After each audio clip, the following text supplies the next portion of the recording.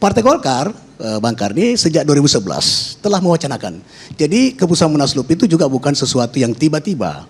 Dari 2011 Partai Golkar kemudian telah melakukan pengkajian, pendalaman, dan sosialisasi dari seluruh fungsionaris Partai Golkar, dari pimpinan desa, pimpinan kecamatan, pimpinan Partai Golkar kabupaten kota, provinsi sampai tingkat nasional. Barulah kemudian di tahun 2016 Munaslup ini kita memutuskan dengan dua pertimbangan, objektif dan subjektif. Pertimbangan objektif bahwa di zaman Pak Harto, beliau mampu meletakkan sendi-sendi pembangunan nasional melalui garis-garis besar haluan negara, Repolita, dan pembangunan jangka panjang satu, pembangunan jangka panjang dua. Itu yang pertama, pertimbangan objektifnya.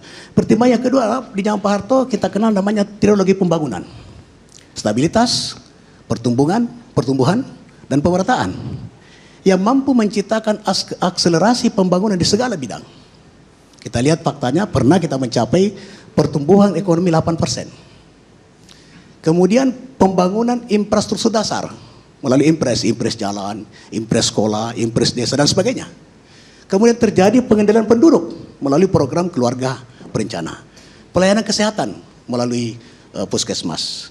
Kemudian pemenuhan kebutuhan pokok dengan harga yang terjangkau. Itu terjadi zaman Pak Harto. Pertimbangan yang ketiga, Bang Karni dan teman-teman sekalian, Indonesia diperhitungkan secara politis mau perdagangan, khususnya di tingkat ASEAN. Kita lihat pada saat itu Pak Harto sangat disegani, baik di KTT Nomblok pergaulan internasional dengan diplomatik luar negeri yang bebas aktif.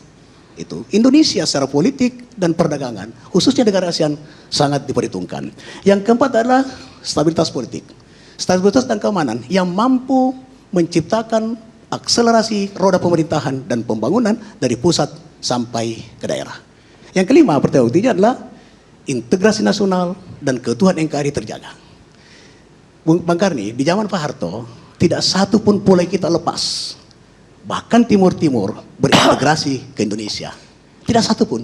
Itulah kemampuan seorang pemimpin ketika itu, mampu menjaga integrasi nasional, integritas nasional, dan NKRI. Kemudian pertimbangan subjektifnya adalah, ini subjektif Partai Golkar.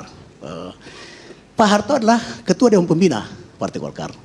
Partai Golkar terlepas suka tidak suka, kita harus meyakini bahwa secara faktual, partisipasi politik Partai Golkar selama Orde Baru mampu ikut menciptakan roda pemerintahan berjalan dengan baik, kemudian proses pembangunan nasional bergerak dari pusat dan daerah. Itu subjektivitas daripada Partai Golkar, di mana beliau sebagai Ketua Dewan Pembina. Itulah kemudian Pak Bang Karni, Munaslup Partai Golkar memutuskan untuk memperjuangkan Pak Harto sebagai pahlawan nasional. Ini bagian daripada menyerap aspirasi seluruh kader Partai Golkar dari seluruh pelosok tanah air.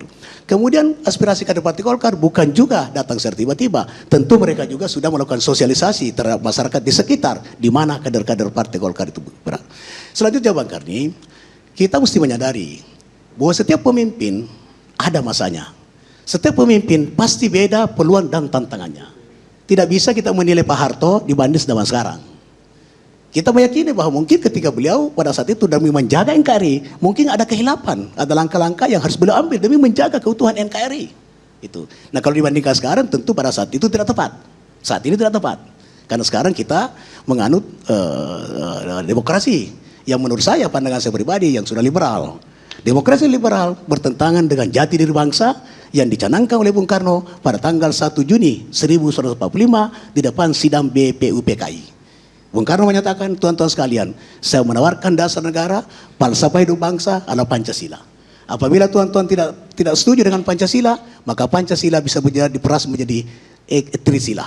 Dan apabila tuan-tuan tidak setuju dengan Trisila, maka Trisila bisa diperas menjadi Ekasila. Dan Ekasila itu adalah kegotong royongan. Berarti negara yang kita tuju adalah negara kegotong royongan, bukan negara liberal. Terima kasih, Bang Karni.